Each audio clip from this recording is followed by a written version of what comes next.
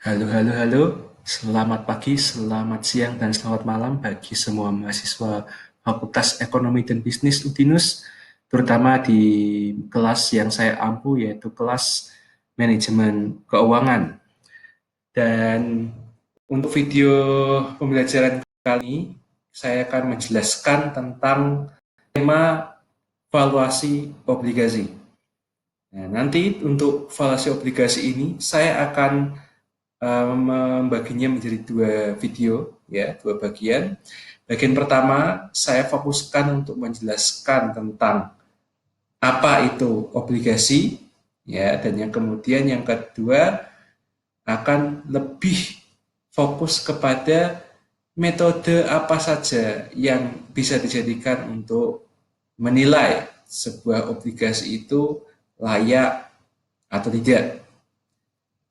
Ya, jadi buka saya buka dulu dengan konsep penjelasan nanti seperti ini. Ya, bahasan pertama akan fokus kepada obligasi dan nanti video kedua fokus ke valuasinya. Nah, kita mulai dulu konsep dasar obligasi. Obligasi, yaitu bahasa Inggrisnya lainnya adalah bond. Tapi kalau kita membawa akar katanya obligasi, ya, obligasi itu dari kata obligation. Di mana kalau obligation itu diterjemahkan ke bahasa Indonesia apa adanya, itu adalah kewajiban, ya, keharusan. Nah, dalam konteks ekonomi, ya, siapapun yang menerbitkan obligasi, maka berarti dia memiliki kewajiban sesuai dengan apa yang tertera dalam sebuah kontrak atau sebuah perjanjian. Nah, dalam konteks manajemen keuangan, ya, terutama nanti kan akan belajar lebih jauh lagi di mata kuliah pasar modal dan investasi. Obligasi itu merupakan surat berharga, ya, atau sekuritas. Jadi ini adalah istilah di dunia pasar modal, sekuritas. Di surat berharga ini memuat janji, janji dari penerbitnya, ya, siapapun penerbitnya. Apakah itu resmi maupun tidak resmi, tapi kalau membuat janji maka sebenarnya dia sudah membuat semacam obligasi, apalagi jika sudah ada hitam di atas putih, ya, janji untuk memberikan pembayaran yang tetap menurut jadwal yang telah ditetapkan. Jadi di sini ada dua poin penting bahwa yang harus pihak tersebut penuhi, ya, yaitu dia harus membayar dan jumlahnya biasanya tetap. Itu kalau dimensi waktunya berarti juga dia juga harus membayar sesuai jadwal yang ditetapkan di kontrak sebelumnya. Ya, jadi obligasi ini dikeluarkan penerbitnya sebagai surat tanda bukti utang dan biasanya dilandasi dengan motivasi untuk mengumpulkan dana dari masyarakat luas. Atau di bab 1, ya, kita mempelajari bab 1 di overview manajemen keuangan bahwa salah satu dari tugas seorang manajer keuangan, ya, itu adalah bisa melakukan kebijakan pendanaan atau funding. Ya, ingat sekali lagi bahwa ada 3 tugas manajer keuangan yang paling penting. Ya, 2 di antaranya adalah kebijakan harus investasi apa saja, kemudian dari daftar aset-aset yang harus dibeli sebagai bagian dari investasi perusahaan, angkanya berapa, jumlahnya berapa. Nah, angka jumlah itu harus dipenuhi dengan apa? Apakah modal sendiri, ataukah perlu ada utang, dan lain sebagainya. Jadi, ketika perusahaan, ya, menerbitkan obligasi, sama saja sebenarnya perusahaan sedang melakukan yang namanya kebijakan pendanaan. Ya, tuh. Terkait dengan jenis-jenis obligasi, siapa penerbitnya? Ya, di sini pada umumnya dibedakan menjadi 2. Tetapi secara teori itu harusnya bisa ada sampai 3. Yang pertama adalah obligasi negara atau government bond. Ya, Ya namanya aja obligasi negara, berarti obligasi yang diterbitkan oleh pemerintah Republik Indonesia. Kalau di Amerika atau mungkin kalian punya buku referensi yang berasal dari Amerika, mereka nyebutnya sebagai Treasury Bonds atau T-Bonds. Kalau yang jangka pendek berarti T-Bills seperti itu. Ya, nah nanti di video ini akan saya tunjukkan juga satu contoh obligasi negara. Terus kemudian obligasi perusahaan atau obligasi korporasi. Bahasa Inggrisnya adalah corporate bond. Berarti ini adalah obligasi yang diterbitkan oleh perusahaan. Nah, perusahaan di sini itu bisa perusahaan negara, BUMN, dan bisa juga perusahaan daerah, BUMD. Ini nggak saya tulis ya, tapi intinya itu juga masuk BUMD. Terus kemudian tentu saja swasta. Swasta pun itu bisa swasta yang sudah besar sekali ya pengaruhnya di secara nasional maupun regional sampai ke UMKM itu tetap mereka bisa merilis yang namanya obligasi ya walaupun nanti jenisnya beda. Ya, nanti akan saya lanjut lagi nanti. Yang ketiga yang sering dilupakan ya adalah obligasi Pemda atau municipal bond. Ini adalah obligasi yang diterbitkan oleh pemerintah daerah ya atau local government atau pemerintah negara bagian jika di negara seperti USA ya. Jadi pada dasarnya misalnya pemerintah daerah Jawa Tengah atau pemerintah kota Semarang atau Jakarta ya.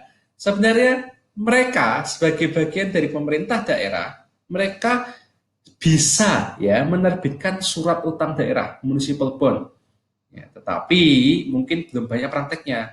Saya tidak tahu, padahal sebenarnya sudah ada sebenarnya peraturan yang memperbolehkan ya pemerintah daerah itu mencari sumber dana bukan dari APBN ya menyusun dari APBN ataupun dari APBD, tapi bisa dengan metode investasi ya investasi bisa berbentuk penyertaan modal maupun ini obligasi ya tuh. Terus kemudian jenis-jenis obligasi dilihat dari apakah ya sifatnya itu murni atau tidak. Nah di sini kita harus definisikan dulu murni itu apa. Nah yang disebut sebagai obligasi murni itu ada istilahnya namanya plain vanilla bond. Sifatnya murni benar-benar hanya sebagai surat utang ya. Artinya ya kalau misalnya ada perusahaan menerbitkan surat utang, lalu surat utangnya kalian beli. Nah, intinya kalian ketika punya surat utang itu ya sudah, itu tanda bahwa kamu ngutangin perusahaan. Kamu harus dibayar oleh perusahaan sekian rupiah selama misalnya 3 bulan sekali atau 6 bulan sekali atau setahun sekali ya. Itu tidak bisa ditukar atau dikonversi dengan aset kertas jenis lainnya. Ya, misalnya saham atau mungkin obligasi yang lainnya ya itu nggak bisa, itu namanya plain vanilla ya. Terus kemudian yang kedua adalah equity like bond. Di sini ini jenis obligasi yang tidak murni ya. Karena equity di sini kalau di konteks pasar modal equity itu adalah saham. Artinya kalau kita sebagai pemilik memiliki equity like bond, ya misalnya kita punya satu lembar kontraknya itu, maka suatu saat kita bisa menukarnya menjadi saham dari perusahaan itu sendiri atas dasar kehendak sendiri ataupun atas dasar syarat-syarat tertentu. Secara praktek ada, ya secara praktek ada, cuma memang banyak orang tidak tahu bagaimana caranya mendapatkan equity like bond ini. Kebanyakan orang tahunya hanya bagaimana caranya memiliki plain vanilla bond. Nah, di sini equity like bond itu dapat dibagi menjadi 2 subkategori lagi. Ada convertible bond dan straight bond. Ya, tapi kita tidak akan terlalu jauh membahasnya ya karena ini sudah masuk ke ranahnya mata kuliah pasar modal dan investasi. Lalu, berdasarkan waktu jauh temponya, obligasi bisa dibedakan menjadi 2 tipe. Ya, obligasi jangka pendek dan obligasi jangka panjang. Intinya di sini ya untuk tahu jawabannya ada berapa sebenarnya kalau berdasarkan waktu jangka tempo. Nah, kita kan tahu bahwa obligasi itu merupakan salah satu kebijakan funding kan. Sementara di bab 1 saya sudah jelaskan kaitannya tiga tugas manajer keuangan dengan neraca, ya, bahwa sisi kiri, sisi aset itu keputusan investasi, sisi kanan itu keputusan pendanaan. Nah, kalau kita lihat di sisi kanannya neraca pasifa, itu kan ada tiga kan, tiga bagian, yaitu utang lancar atau utang jangka pendek, utang jangka panjang, kemudian ekuitas. Nah, kalau kita di sini fokusnya adalah surat utang, ya, kata kuncinya kan utang. Maka berarti kita lihat di neraca. Di sisi kanan ada short term, ya, short term. Berarti kan kita ubah aja kalimatnya di obligasi jangka pendek dan ada obligasi jangka panjang atau long term bond. Nah, di sini salah satu rule of thumb-nya, ya, sesuatu bisa dikatakan jangka pendek atau jangka panjang, ya, umumnya tuh pada batas 1 tahun. Kalau misalnya, ya, kalian punya obligasi atau misalnya kalian sebagai perusahaan itu merilis obligasi dan kemudian berjanji kepada siapapun pembelinya bahwa misalnya, ya, wah, nanti 3 bulan kemudian akan kami kembalikan beserta kuponnya. Nah, berarti itu artinya perusahaan tersebut sedang merilis obligasi jangka pendek.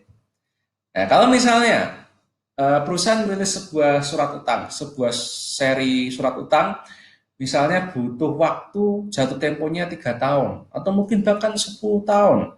Kadang-kadang kalau kita lihat pemerintah, kadang-kadang utangnya bisa sampai 20-30 tahun. Ya, nah itu berarti masuknya kriterianya sebagai obligasi jangka panjang.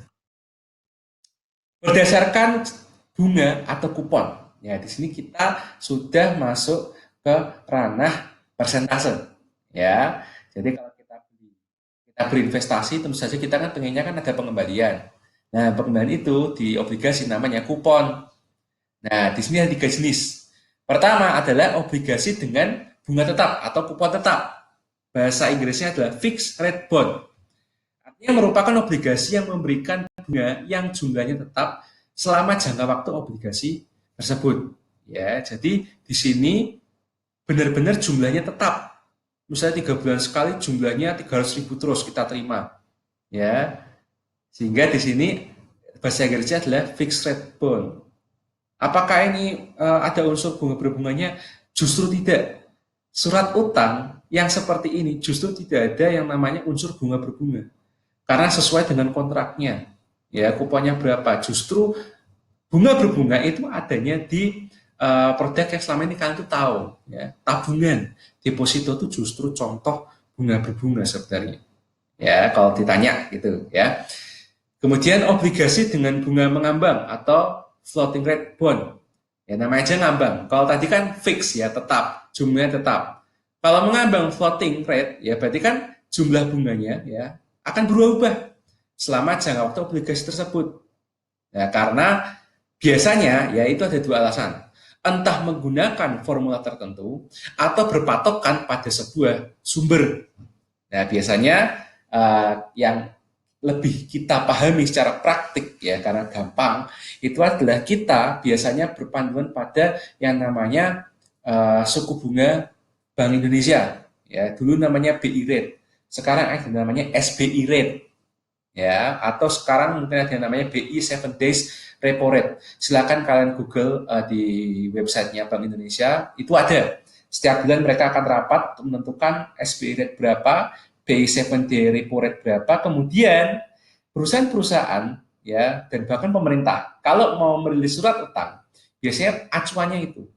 Misalnya BI 7 days repo rate itu 5%, terus pemerintah mau mengeluarkan obligasi surat utang. Udah, karena SBI itu 5%, tambahin aja lah 1,25%.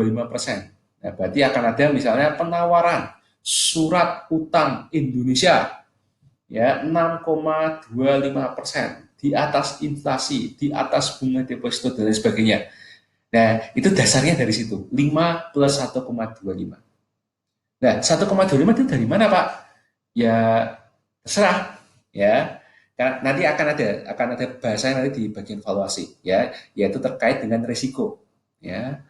Terus kemudian obligasi tanpa bunga atau zero coupon bond merupakan obligasi yang tidak memberikan pengembalian atau bunga sama sekali. Nah, gini kan aneh ya. Jadi kita misalnya investasi, kita beli surat utang negara, tipenya zero coupon bond. Artinya kita ngutangin negara, tapi kita tidak mendapatkan pengembalian sama sekali dari negara dalam bentuk kupon atau mungkin ya lebih gampangnya bunga lah kalau kalian susah memahami kupon. Tapi sebenarnya ya zero coupon bond itu cara mainnya nggak begitu. Ya, cara mainnya adalah sejak awal ketika ditawarkan kepada masyarakat, harga jualnya itu sengaja dibuat lebih rendah daripada nilai nominal yang ada di kontraknya. Jadi misalnya ya anggap aja di kalian sedang memegang kertas, isinya kontrak bahwa siapapun yang memegang ini ya surat ini, kertas ini ya itu harganya adalah 1 juta.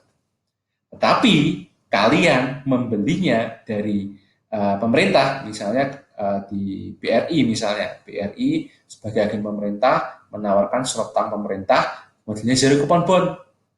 Ya, misalnya dijual ke kita 950.000. Ya, berarti sejak awal, pada saat itu juga, meskipun kita tidak usah menunggu jatuh tempo, kita sudah langsung untung Rp50.000 per kontrak. Jadi intinya di sini keuntungannya bukan karena kalian itu dapat bunga, tetapi keuntungannya adalah kalian mendapatkan harga yang lebih murah daripada harga yang sesungguhnya. Seperti itu. Ya, jadi zero coupon bond itu secara praktek itu lebih dikhususkan bagi mereka yang inginnya mengamankan jumlah keuntungan sejak awal. Itu, ya. Oke, berdasarkan ada tidaknya jaminan. Ya, ini ada banyak ya. Karena intinya memang kita kita pun misalnya kasih utang ke orang, ke teman kita kan biasanya dua tipe kan ya. Artinya entah karena teman suami baik, ya udahlah kita utangin aja. Dia ngebayarin kapan terserah gitu ya. Berarti itu kan sama aja obligasi tanpa jaminan. Atau misalnya teman kita, ya kita kenal tapi teman sekelas ya. Ya dia komting, ketua kelas bisa dipercaya lah. Kamu nggak terlalu kenal dengan dia, tapi karena dia komting, jadi kamu mengandalkan jaminan bahwa nama baiknya itu ada. Nah, berarti kamu sudah masuk ke dalam konsep obligasi yang memiliki jaminan. Nah, yang namanya jaminan itu banyak sekali tingkatannya. Ya, dimulai dari yang paling umum, yang paling pertama adalah obligasi dengan jaminan tertentu atau secured bond. Secured bond ini maksudnya adalah ya, misalnya saya ambil perusahaannya, perusahaan menerbitkan obligasi tersebut dan ngomong ke kita bahwa ini pasti dibayar kok. Karena apa? Kalau misalnya saya bisnisnya bangkrut, saya akan jual aset saya, ya, atau dengan jaminan lain dari mungkin partner saya atau mungkin anak perusahaan saya. Pokoknya Anda yang pegang surat utang saya itu pasti akan dikembalikan uangnya, kalaupun saya bangkrut. Nah, itu namanya secure bond. Ya, intinya dijamin dengan aset tertentu. Ya, terus kemudian obligasi dengan penanggungan atau guaranteed bond. Jadi ini nyaris sama ya dengan secured bond bahwa ada jaminannya. Tetapi yang di sini fokusnya tuh bukan buat apa yang jadi jaminan, bukan. Tapi fokusnya di sini adalah who. Siapa yang menjamin surat utang ini?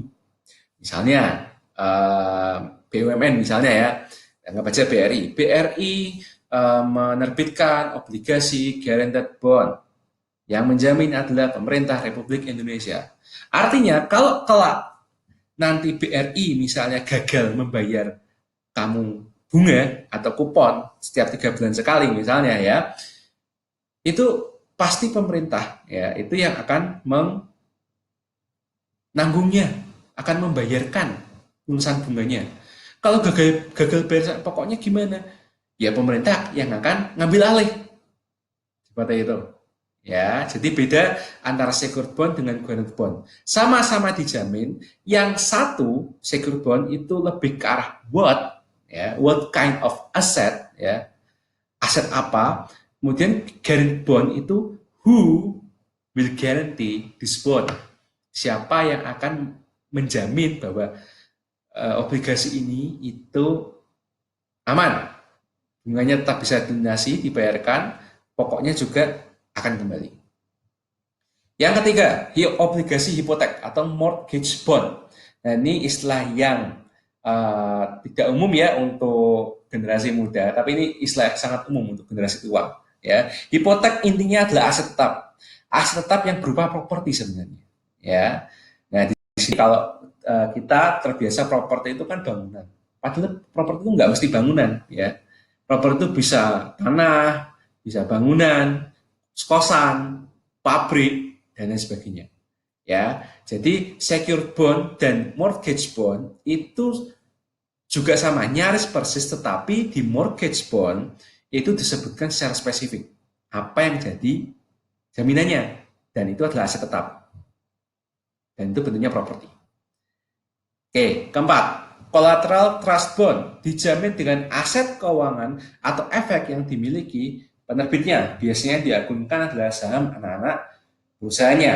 Nah, berarti kalau yang obligasi hipotek itu sebenarnya menjaminkan sesuatu ya yang ada di sisi kiri neraca, tetapi yang bagian bawah aset tidak lancar atau tetap. Sementara collateral trust bond itu lebih ke arah menjaminkan obligasinya dengan cara sisi kiri aktiva, tapi yang bagian aset tetap atau aset keuangan.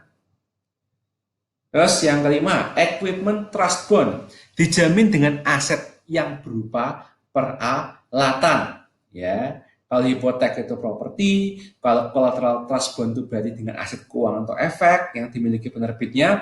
Kalau equipment trust bond berarti dijamin oleh peralatan. Misalnya, Garuda Indonesia punya armada Boeing, itu berarti akan jadi jaminannya dia. Terus Indofood, dia punya mesin pengolahan gandum, itu akan jadi jaminan dia. Ya, jadi ini spesifik ya, secured bond yang lebih spesifik hanya untuk equipment-nya yang menjadi jaminannya. Oke ya, itu. Sedangkan yang tanpa jaminan ya, namanya tanpa jaminan berarti nggak dijamin ya oleh aset tertentu. Oke, terus saya masuk ke karakteristik obligasi.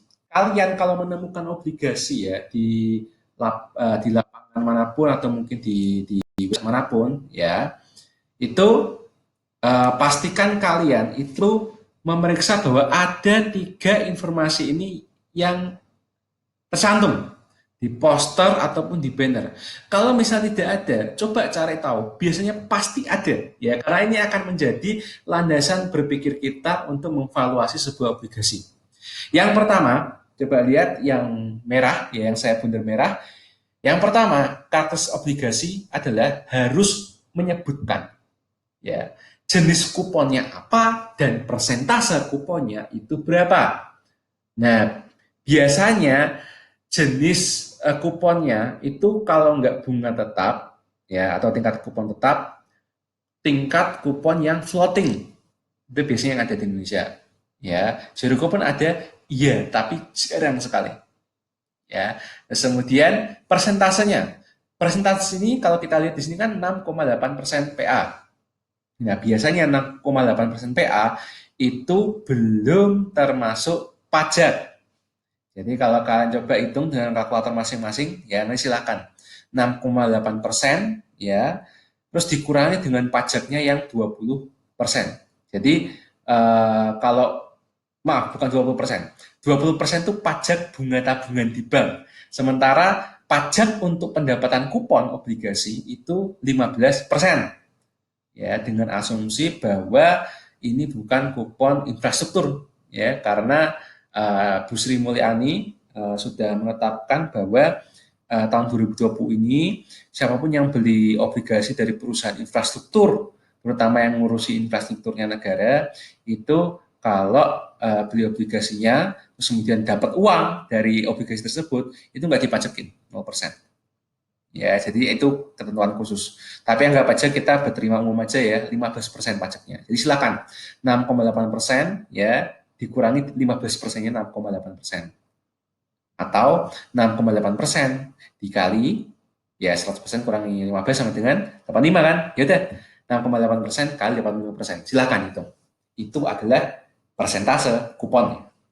PA itu adalah per annum. Annum dari kata annual. Annual bahasa Indonesia adalah tahun. Jadi 6,8% per tahun dan ini pun masih kotor. Gitu ya, seperti itu.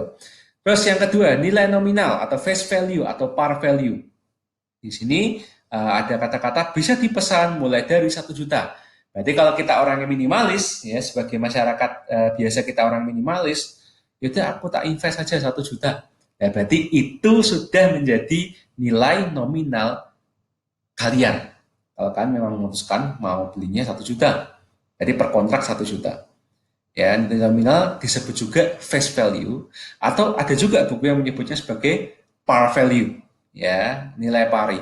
Tapi ini adalah nilai original, anggap aja seperti itu, ya. Terus kemudian yang ketiga, yang hijau, jatuh tempo.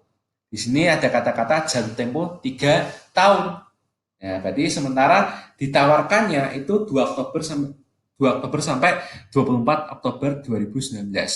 Ya asumsikan saja misalnya mulai berlakunya adalah Desember. Jadi Desember 2019 sampai dengan 20 kan tahun pertama, 21 tahun kedua, 22 tahun ketiga. Berarti Desember 2019 sampai Desember 2022.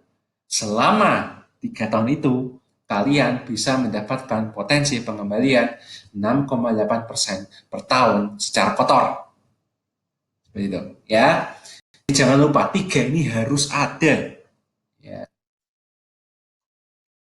Oke. Setelah diterbitkan, ya obligasi biasa dapat diperjualbelikan sampai sebelum jatuh tempo antara investor di bursa efek pada harga pasar yang bisa berbeda dari nilai nominalnya. Di sini yang saya garis bawahi adalah biasanya. Ya, karena ada jenis obligasi yang sejak awal memang tidak diperuntukkan untuk diperjualbelikan. Karena pemerintah punya alasan, ya, dan alasan itu biasanya terkait dengan masalah likuiditas. Tapi nanti ya karena akan lebih banyak pasar modal.